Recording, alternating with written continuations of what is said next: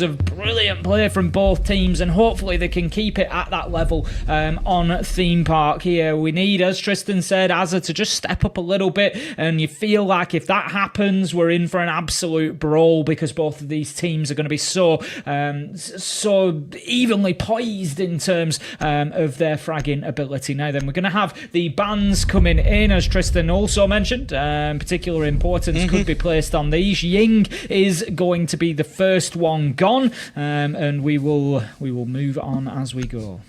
Now, something to know is that this map is done limited to pick. This map is also TenStar's favourite map by preference. And TenStar, therefore, in the banning phase, chose to start attack. So, you know, we said that there were funky bans.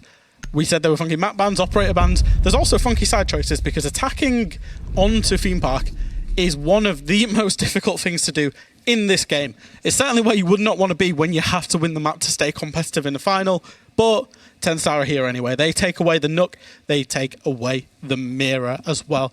Now, Mirror is obviously an operator that doesn't get spoke about in the bans a lot these days, but it does enable, Mirror enables those roams up on the top floor. Mirror enables those, basically the bunk daycare defenses. Just hold a mirror window top yellow, hold a mirror window control, and really be very oppressive. And then obviously, there was a lot of Solace play from TenStar. We've seen Unlimited just yeet that one out of there, get rid of Solace on this map, because from what I'm hearing for teams, Theme Park is literally the Solace map. She is so good on this map. As you said, we saw Solace for one map, and that was quite enough, it seems, for these teams, as the Solace ban does come through. So we're going to be heading into round one. We're on Theme Park. It is, if you've just joined us, 1-0 for Unlimited. They went and won Clubhouse, much like they did all the way back in the upper bracket quarterfinals, where TenStar were able to then turn things around and bring it back for a 2-1 win that sees both of these teams ultimately still making it through to the final. So we're going to go upstairs for our first defensive start. Obviously, a lot of talk has been done initially about Armory and Throne potentially, and the difficulty attacking onto there, which I completely agree with. Team Liquid always springs to mind when I think about difficulty attacking onto that site. The number of times that I've seen them breach the maintenance wall and then just fail to get in and get the diffuser down. You know, and the reason that I bring Liquid up there is if a team like Liquid are going to struggle to do that, it tells you just how difficult it is. I wonder if TenStar are going to try something here. I've seen a 7th pick, as our good friend XR Troika likes to call them, onto the Amaru and onto the Dokkaebi. Now, obviously, Dokkaebi's a free speed now. Not mentioned as much as it maybe should have been, because that's a very strong buff for a very strong operator. But also, Jeg's playing the Amaru. I'm wondering whether TenStar are going to try something fast, down the hatches, through the windows, in cafe, all at the same time, to try and cheese around a little bit. Now, obviously, if Jegs does that, particularly on the kitchen windows, there are frost mats under those windows, so it's not going to be as effective. Army might have accidentally countered TenStar without knowing that, but, you know, obviously that's the redundancy that's planned by bringing the frost.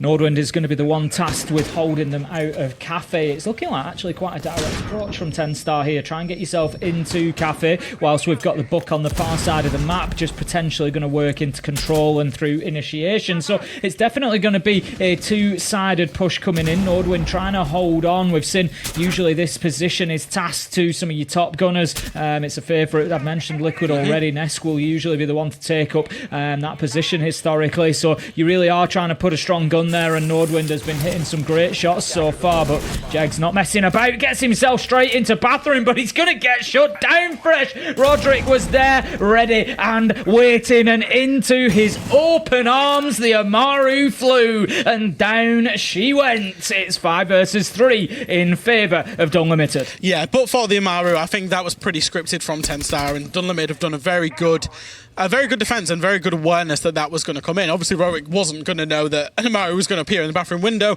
but the Dokkaebi call is the trigger. Something's going to happen. Be aware, be vigilant, and he was, and he got the kill. That was a big kill. 5v3 as opposed to 4v4. Completely different on this site. Now, TenStar, they're going to maybe have to try and have a look, have to lurk. They do have an opportunity to hit site a little bit faster here and actually take a 3v3, because there is still players over towards Top Dragon, over towards Control, Initiation. If they manage to get in and they manage to kill Nordwind, and they can take over site pretty quickly, there is still a chance, but it is quite a small chance for them. And as you see, they've taken quite a lot of time. Army's going to be getting back. The Unlimited players will start getting back to site now, and I think maybe, just maybe, TenStar have missed their window of opportunity there. Yeah, that's it. Done limited. You can see there's very little movement from those red silhouettes, and it's because they're just going to stay and hold their angles now. Azza manages to get in, get one, get two, and that's the performance that we need to see coming from Azza, but he gets caught in the reload. Hypex manages to take him down, and that leaves us now in a 1v3. It's all up to Jonker. He's taking damage, he's taking bullets, no matter which way he looks. There's just danger in every direction. Nearly finds his man behind the bomb chassis, but 12 seconds left to go. 3 kills to find. It's almost an impossible task. He manages to get the first, but then shut down on the trade. It's going to be Rorik to close things out, and that's going to be the first round going to Done Limited on a nice defense. But Azza, I picked him up in the first, and I commented on Clubhouse that he'd had some difficulties. Got to give him a shout there. 2 beautiful kills to get 10 Star moving. Yeah, it was a nice entry. It was a nice attempt at trying to recover the round. But one thing that I would say is that the desk mentioned during the pre-game of this map is that they wanted to see 10 Star be a little bit more committed, a little bit more decisive, to just go and hit the site, to just make that decision. If you're going to do it with fast, do it with conviction. And I think we saw 10 Star basically, their plan A failed, and then their plan B, they took 30-40 seconds to actually try and deliver it. And it was just way too long. It allowed Unlimited to get back, and they lost the round. I think for 10 Star, that again, that's the same criticism that we're going to go through with. We want to see them commit to those plans and do it, and it's not happened so far. Now, obviously, you're not expecting to win all of your theme park attacks, but it's not the best start for them. Not ideal when you've got, Armory and Throne looming as well as Done Limited take us to the other upstairs site. This time it's going to be Initiation and Office before they will inevitably move us down there. So, if I'm playing on 10 Star, I'm thinking, right, if we don't get this one, we're very possibly 3-0 down here because we know that Armory Throne is going to be a difficult site to attack. So I like, if this is a bit of a mind game from Done Limited potentially, a little bit of confidence, I like it. I love to see it. One of the things that I was actually going to point up right at the start of this map is what's going to be the third site for these teams, because I expected it to be Armory Throne and Bunk's Daycare. Would it be Initiation Office because it's really fallen out of favour, especially inside of EU? Or would it be, the lab and storage area of the map? Because that third site, lab and storage is not traditionally a good site, but teams also don't recently like Initiation. But apart from Done Limited, they're really fancying that site. They're really fancying defending the top floor and really trying to contest these entry points, as we will see them do it again. Now, Jegs, he's going to have a look. He's got a drone in front of him to go into cash. He's going to have a look on the cash balcony. I feel like I've just cast him there because he's gone, nah, I don't fancy that, and I'm going to go away somewhere else. Obviously, Yonka's playing the Ossa, so, teams on Theme Park generally try to crutch onto something that allows entry. We see a lot of Monty play on this cash balcony for that reason. Yonka's going to try and use the Ossa to try and enable the entry as well.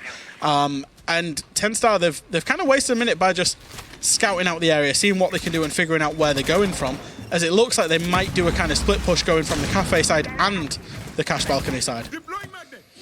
You sort of see this aggression every time from Done Limited there. Nordwind, he gets a Flores drone in behind his shield. So what does he do? Does he dip himself away to safety? No, he runs into Cafe. He runs towards the door. He's ready for that challenge coming in because potentially 10 Star think, we'll get in at the same time whilst that is happening. And I love that from Done Limited so far. There's absolutely nothing that 10 Star seem to be able to do here to put them on the back foot. If anything, they just come back at them even harder. It's like attack is the best form of defense here.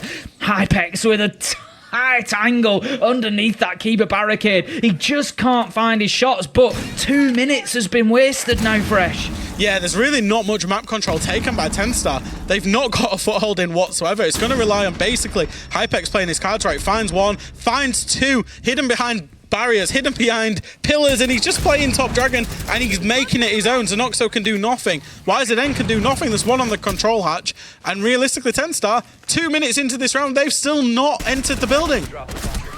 Hypex has just made that look completely casual. He's won the round from that one spot. A kill comes in now, and another one from Army. Rorik and Army just tidying things up there at the end. But make no mistake, that round was Hypex versus 10 Star, and Hypex came out on top. Absolutely beautiful play from Top Dragon, and casual as you like. The thing that frustrates me a little bit there, Fresh, is 10 Star, particularly the Ash, the opening kill onto Jegs. So Jegs knows that he's Top Dragon. He's had shots taken at him from underneath the Kiba barricade. He's dipped back around. They've flashed that top position. He walks in, And he doesn't even check Yeah. top drive. He's checking the stairs, but it's an absolute freebie for Hypex.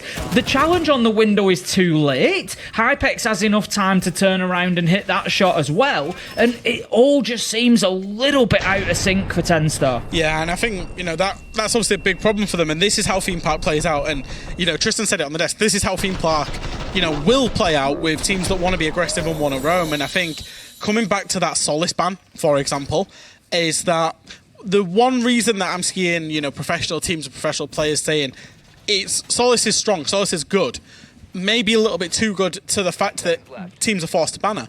When you're forced to ban Solace, and for example Amira's banned, that leaves more of the crutch operators on the defense available. It means his army's available. We saw his army used devastatingly in those 2 top floor defenses. It means that Valkyrie's available. As soon as his army's off the board, Valkyrie's on the board. And it's weird, it's how defenses can basically revolve around these kind of win conditions because of the fact that Solace needs to be banned. And I think, that's a little taster. These 2 rounds are a little taster for what's to come in terms of the general play, leading up to 6 Invitational, is that when Solace is banned, there's going to be a lot of his army, there's going to be a lot of Valkyrie, and we would expect those defense win rates, therefore, to move up. Rorik just going to be lurking around Gong there, just looking for the opportunity once again.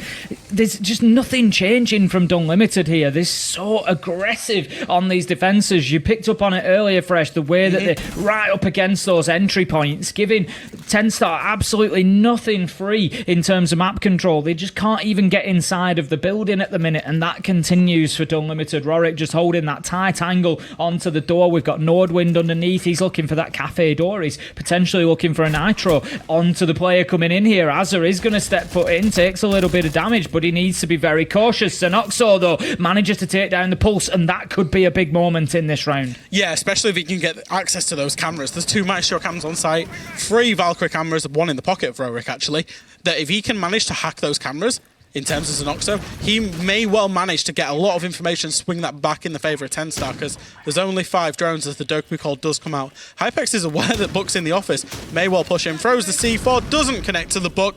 Jegs is now up to 50 HP, and he will be punished by Azza. That's the Dokkaebi call masking the sound, and Azza, again, just quick note, is that he's actually started this game really well, given his clubhouse performance, so, the mental resilience and fortitude that he's showing is pretty good. 10 Star, they're in a good spot, as Jegs has been downed, I believe, by a Capcan trap, but they're still in a good spot. They will still be able to execute. They just need to now focus on this final phase, which is going to be opening up those walls between YZN and between Yonka, opening the walls up and actually forcing this execute. Next kill is very important here, and Unlimited desperately need it. Now then, IWI is just going to be challenging up at the top of Dragon there. He knows there's a man ahead of him. He's going to dip himself away. Surely he gets killed here. No! Manages to escape. He's going to get himself into maintenance, and he can continue to be a nuisance on the flanks. Rorik's heading upstairs as well, and I'm not sure that 10 Star are aware of this, Fresh. There could be a freebie, and it's the Thermite and the Iana. Huge plays from Rorik there, and that could have just swung the round in Unlimited's favour, but a kill comes in from YZN. Jegs is chasing down Rorik. He's trying to get himself back to site. If he can do this, this is going to be an absolute steal. There's one down in 90 corridor. 15 seconds left to go. He can get back in. They can just hold their angles here. This is winnable. 9 seconds left to go. It is all up to the Breachers army with a huge double on the outer, and with 3 seconds left to go, it's all that Rorik can do to mop things up, and 10 Star lose a round that very much should have been theirs. Oh, that's got to be triggering a timeout. I would be so surprised if we don't see one from 10 Star. That's all 3 attacks lost, but especially the manner that 10 Star lost that attack in. They had full control. They had 5v3. All they needed to do was dedicate somebody to, and as the timeout comes in, all they needed to do was dedicate somebody to just hold that flank, to hold that aggression, to be aware, because it is Siege 101, and I can't stress this enough. If you're watching at home and you're in a 3v5, don't just hide, get aggressive. It's what you should be doing. That's what Unlimited did there, and they managed to recover that round convincingly well, and I am so impressed with their composure in the late round across, a map and a third so far. They've been really good in this late round of just finding ways to win the round, even when the conditions of the round are not advantageous to them.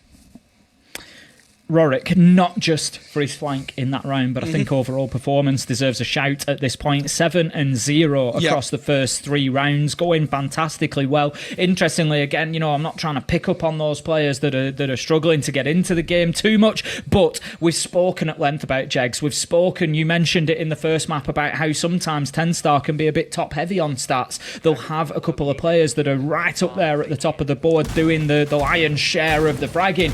Jegs is usually one of those players. He hasn't had a kill yet on Theme Park, and it's just seeming to mirror the way that 10-star are struggling to get themselves going on the scoreboard. And yes, they're on the attack of Theme Park. Yes, it's not the end of the world, but, and it's a big but, they need to get a round or 2 on the scoreboard soon, because if not, this one is going to run away from them quickly. If this is a 5-1, a 6-0, dare I say it, Dunlimited only need to find 1 attack. So as difficult as the attack might be, you'd have to still put your money on them doing it. I had quite a long conversation with Rorik last night. I know him, you know, decently well, and he basically said that it's a grudge match for them as well. You know, we hyped this up as a grudge match for 10-star with what Rorik said about them in the interview. It's a little bit of a grudge match for the Russian team here in that they've seen the 2 Russian EUL teams both make changes in this transfer window. And he basically said that none of the Dunlimited players were even considered for those changes. And he believes that they're a better team than, you know, some of the Russian teams that we've seen inside of EUL. And he wanted to prove that today. That was his big proving point. It wasn't, I want to prove that I'm better than 10-star. It's, I want to prove that I'm the best Russian team, or we're the best Russian team, and people should be talking about us. And by gosh, are they doing it so far? They're looking so good as this round is now fully underway. We're going to see Jegs 10-star make a lurk in through maintenance. Not sure if he's aware that the Malusi is actually there of Hypex. Might get caught out, and this might be a very bad start to the round. Pre-fire comes in. Hypex gets himself up the dragon stairs. Chip damage both sides, but that engagement is one that's going to be saved for a rainy day, I guess. Jegs comes away very marginally the better out of the 2, I think. But Hypex just doing a great job there again. It's just keeping them guessing. It's challenging that point of entry. I'm going to keep coming back to it because it's something that Dunlimited are doing so well on the defence here. And you feel like 10-star are going to have to match it. And once again, 7-0 becomes 8-0 as Rorik manages to find Xenoxo with an entry. And that is advantage Dunlimited once again halfway through the round. And I fail to see any major progress that 10-star have made yet, Fresh. I mean, we're talking, what, another minute 30, not really in the building. Sure, Jegs was in the building. Sure, Azza is in. But it's only the entrance points to the building. It's only into Masons. It's only into Cafe here. And realistically, Azza's got no support with him. If he gets punished here, there's no refragability as chip damage again does come in and he's had to back off. 2 minutes in and basically only Cafe taken. This is so slow from 10-star and it's not looking good for them so far. Nordwin just holding a tight angle there, takes a little peek, can't find his man, but it just again backs them off, slows them down. Going to put out the Wamai Magnet, and he's just going to keep bouncing around, dancing in behind this reinforcement. There you go, the Magnet sucks in that nade and just keeps him safe for a little bit longer. 45 seconds left to go, 10-star failing to get anything going. The Wamai finds a kill, takes down Jonka. 5 versus 3 now, 4 versus 3 as YZN managed to get one back, but you just feel that the clock is going to be the enemy again. He's moving up from arcade stairs. He's pushing in behind the flashbangs. Is it going to be enough? He gets spotted out. They know that he's moving to bunks. A beautiful challenge on the back of the info. Nordwin, he shuts down the attempt at the push from top arcade. Another man comes in and just fills that position. 15 seconds left to go. 2 kills find us now in a 2v2. It's Azza, it's Jegs, it's 2v1 as once again Rorik pops up when Dunlimited need him most. It's 10-0 and Rorik is flying on Theme Park. It's a roller coaster ride and he is loving every second of it. Oh wow, he's paid his admission fee, but he's got so much more out of this game so far, and it's 4-0 for Dunlimited. It's 4-0, and for 10-star it's really falling apart. And I'll be honest, Tim, I'm going to preface this, I can't believe I'm saying this. Maybe 10-star need to take some inspiration from G2. Because when G2 played Theme Park, they said, basically, our strats suck. So we're just going to do a load of cheesy stuff and basically make the rounds 50-50. We're going to rush, we're going to do crutch operators, and we're going to just find a way to pick up a couple of rounds on the attack and get through to the defense. Now 10-star, they've had 4 rounds of trying their defaults. They've had 4 rounds of trying their strats, and it's all gone desperately wrong. So I think you need to throw it out the window now. You need to get yourself some good guns, get yourself some crutch operators, a Monty to force yourself into the building, play off the back of each other, refract each other out, and then actually try and pick up these last couple of rounds. It doesn't look like they're going to do that because they're bringing basically the same lineup as last time they attacked this, other than the sense. But I feel like that's what they should do. They should try and cheese these rounds, try and get 50-50, maybe if they're lucky, pick up a couple and have something to defend. Because as it's going right now, it looks like we could be seeing that 6-0 that you were talking about, Tim.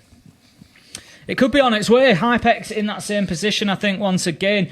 We saw him at the top of Dragon Stairs. The mute jammer has been placed there, so we might just have him trying to hold down that area. And again, it's just this playing right up to the borders of the map by Dunlimited, not giving 10 Star an inch lest they take a mile. So Dunlimited, again, down here in maintenance. It could be too easy for Hypex. He's going to go out and get the kill and takes the electronics on his way back in fresh. Is anything too difficult? IWI finds Jegs, and Dunlimited once again have just brought the thunder. That is absolutely criminal that he's been able to get out, kill the player, and shoot the Claymore and get back in. I thought it was a good play taking the 1-for-1 at least, right? Because, you know, Hypex, he's playing an operator, but yeah, sure, it is his army, but still, take the 1-for-1, get one off the board, it creates you much more space to play about in, and he gets all of them. That's a 5v2, and I think this is just 10 Star capitulating right now. Where's the refrag? Where's the players together? It's kind of all these kills have been so spread out across the map. It's just been try and crouch walk in somewhere. We're seeing Yonka crouch walk up yellow stairs. If he dies, who's refracking him? There's been no refrags from 10 Star, and out of all of them, this has definitely been the most disappointing round so far. Zenoxo manages to find one. Can that get something going for 10 Star in this round? They at least have the Talon shields of Ursa to play behind. It might give them something. It might give them that little bit of cheese fresh, that advantage that you said they needed. Maybe they can get in there. Maybe they can create a stronghold and start finding a kill or two. 1 minute 10 left to go. And look how patient Unlimited are being right now. This reminds me of sort of an almost peak NIP style performance. And the reason that I say that is NIP used to be masters of coming in, getting aggressive at the beginning of the round and then taking the foot off the gas in the second half. Zenoxo so close, shut down by Rorik. But yeah, NIP used to be so good at getting those initial kills, bringing that explosion, just like Dunlimited did there, and then settling back in until the end of the round, until that desperation has to kick in from the other team, and then they hit them hard. And Dunlimited are doing that fantastically well at the minute. It's even how Dunlimited in the end there set up those crossfires. You saw that as soon as, I think it was the Frost, I want to say it was IWI, I could be wrong on who was playing the Frost, maybe Army actually, was actually, you know, taking that engagement with Yonka as he vaulted in. That's the trigger for Rorik to swing. And every single time it was swinging off the back of another person's engagement. Again, it's what the desk said was that Dunlimited were doing well, was that they were bringing two people to swing things together. They were refragging each other. It has been absolutely non-existent from 10 Star, and it has been basically the preface of how Dunlimited are playing, is that they're playing everything together off the back of crossfires and refrags, and it's night and day difference, and that's, you know, probably the key reason why they're 5-0 up, looking to defend the best site on Theme Park to go 6-0 up. They've absolutely slammed 10 Star so far. It just feels like 10 Star, and we see this from time to time, Fresh. You watch enough competitive Siege, you get to a point where you can recognise when a team is broken, and it just feels like 10 Star have reached that point where like nothing will work. They can't, you know, they just can't get anything going, and right now this one is just running away from them so quickly. And look at the aggression, look at the confidence from Dunlimited here. You know, they've stopped them getting in the building so far, but they've at least let them go and knock on a barricade first. But now they're ripping them down and they're ready to go. You've got Rorik 12-0 on the Valkyrie, and he's ready to run out here. He wants this. He's waiting for the rappel, and if Jonka gives it to him, this could be big trouble. Luckily, Jonka will decide to drone that door rather than just rappel up and will not be punished. That will be an engagement for another day. Rorik, he's looking like he's feeling it though. And obviously he is feeling it. It's 12-0. But he's looking like he wants to try and force these engagements.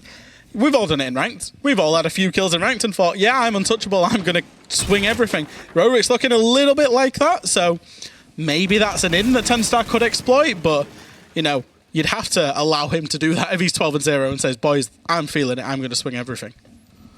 Hypex is in the same position once again that we've been seeing him be so deadly, so lethal from before, but this time he's got Jegs working in on the far side of him. He's going to take the spray down on the yellow ping information, but it just wasn't enough for him to be able to find the kill. If nothing else, it might just slow TenStar down a little bit as we reach the halfway mark. They have this time managed to get themselves inside the map. They're taking out utility, but they do still have a pulse underneath. The opportunity for vertical nitros is slightly more limited, but still possible. He is going to miss that one, though. You've really got to take your moment here on Theme Park if you want to hit those vertical explosives. Yeah, TenStar haven't actually done too bad this round. They've actually entered the building. They've got the entry kill onto Rorik. There is still a player in lab or storage, I think, that they don't yet know about. Yes, it's IWI. So if they don't know about him, IWI has a massive win condition here of being able to push either of the breaches late. I guess they're about to find out, given that the lab and storage window has just been opened. The storage window, that is. IWI does find the down onto one. He will presumably be pushed from bathroom as well, and that will be a good refrag by TenStar. This is so much better so far from them. That actually they're going to get into a 4v3 scenario. They're going to have the verts. They presumably will therefore get the breaches very quickly. There's only mute jammers on them, and therefore they can maybe have an execute. However, it's that late round composure. It's that 30 seconds left where Dunlimited have outshone them today. Must-win round coming up here for TenStar. 30 seconds left to go. Aggression as they push on into site. After that breach gets opened up, it was the Gemini clone to begin with, but operators are soon to follow. 18 seconds left to go, and there's an important kill. Nordwind, he manages to almost find one, but no, disappears behind that wall of light dropped in by the sense. The plant is going down. Hypex takes a beautiful peek, gets one. There's a second, and that is surely the round 1v1. All Hypex has to do is wait for his moment, and there is his moment. And in that first half fresh, just like the map itself, this is like an abandoned theme park for TenStar. There's just nothing for them to go on. Oh, again, they're just letting things go in the late round there. Of course the defenders are going to get aggressive. Of course they're going to try and push into drug. Of course they're going to push into barrels. Of course they're going to push through the sense walls. You can't just believe that it's a brick wall and just, you know, oh, the sense wall's up, we can just go plant behind it. They've got to be covering it, and TenStar were completely, again, unaware in that late round with a complete lack of composure.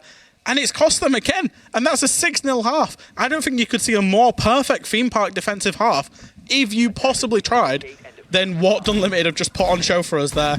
You know, it's only, you know, in my opinion, it's now only a matter of time until they win EU Challenger League.